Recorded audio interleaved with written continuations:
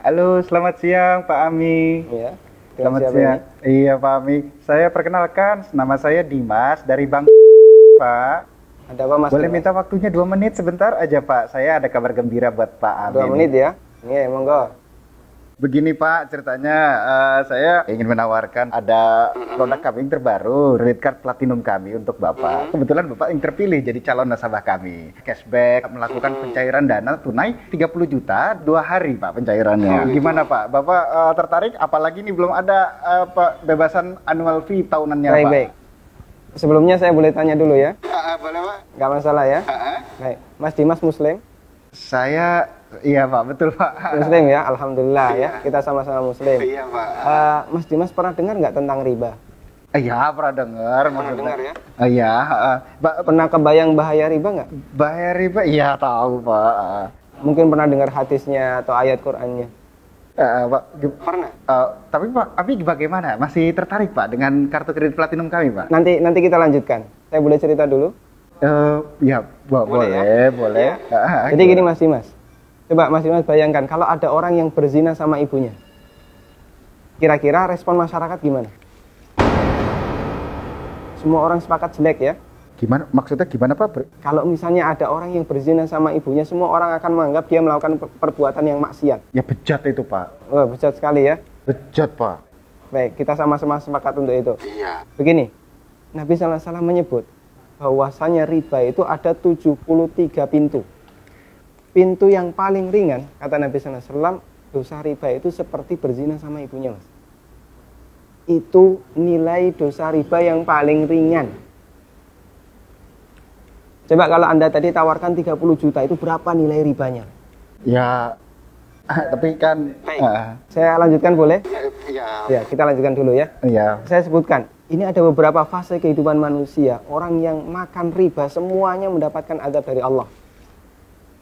Pertama, ketika di dunia, orang yang makan riba itu ditantang perang oleh Allah.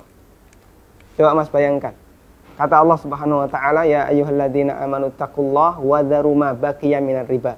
Wahai orang yang beriman, bertakwalah kepada Allah dan tinggalkan semua bentuk riba. Fa in lam taf'alu fa'dzanu biharbi minallahi wa rasulih. Kalau kamu masih ngeyel, nggak mau meninggalkan riba, umumkan perang dengan Allah dan Rasulnya. Coba, kalau kita ditantang perang oleh Allah dan Rasulnya, kira-kira ada nggak peluang untuk menang? Nggak ada ya? Ampun Pak. Ini yang pertama. Yang kedua, orang yang mati dalam kondisi membawa dosa riba, makan riba, nanti dia akan dihukum di kuburan dalam bentuk berenang di sungai darah. Masya Allah, berenang di sungai darah. Kata Nabi SAW, beliau pernah menceritakan mimpinya, dan mimpi beliau itu wahyu. Nabi SAW pernah melihat ada orang yang berenang di sungai darah, kemudian di tepi sungai ada orang yang membawa batu. Setiap orang ini berenang menepi, dilempari batu ke mulutnya, kemudian balik ke tengah. Ini yang kedua. Di alam kubur, dia mendapatkan azab berupa berenang di sungai darah. Yang ketiga. Masih ada yang ketiga Pak? Iya. Siap mendengar? Masih sanggup mendengarkan? Iya Pak. Iya, baik. Saya lanjutkan ya. Iya Pak. Yang ketiga. Ketika orang ini dibangkitkan oleh Allah dari alam kubur, dia dibangkitkan dalam kondisi sempoyongan, Mas. Allah Subhanahu wa taala bercerita, alladzina ya'kuluna riba la yaqumuna illa kama yaqumul ladzi yatakhabbathu syaitan minal mas. Orang yang makan riba, mereka akan dibangkitkan pada hari kiamat dalam kondisi sempoyongan seperti orang yang kerasukan. Iya Pak. Artinya yang lain berjalan normal, dia sendiri sempoyongan. Menyakitkan. Kemudian yang keempat, tadi sebelum hisab ya, ketika dia dibangkitkan sebelum hisab, dia sudah disiksa. Yang keempat, setelah dihisab, orang yang makan riba itu kan makan harta haram ya. Iya Pak. Makan harta haram, Pak. kita sepakat itu.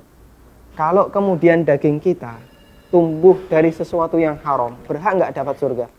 Enggak Pak. Layak nggak dapat surga? Enggak Pak. Sementara tempat di akhirat cuma ada 2 pilihan. Kalau nggak surga, neraka Pak. maka kata Nabi SAW, kullu lahmin nabata bin suhtin, setiap daging yang tumbuh dari sesuatu yang haram, kata beliau, annar aulabi. Iya Pak. Neraka lebih layak baginya. Coba Mas Dimas bisa perhatikan, dalam 4 fase kehidupan orang yang makan riba itu semuanya sengsara. Ketika masih hidup di dunia, dia ditantang perang oleh Allah.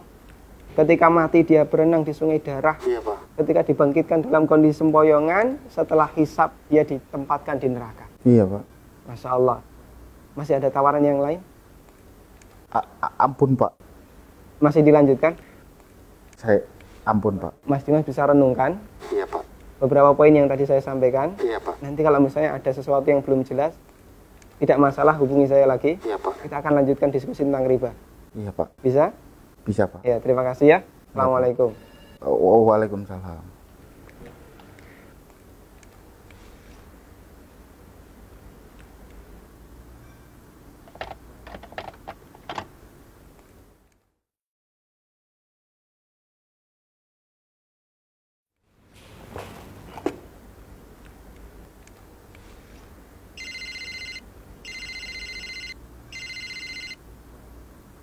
Ya. Halo, assalamualaikum, Pak. Waalaikumsalam warahmatullahi. Saya Dimas nih yang tadi, Pak. Iya, Mas Dimas. Iya. Gimana nih Mas Dimas? Ada tawaran apa lagi nih? Ada lowongan kerjaan nggak ya, Pak ya?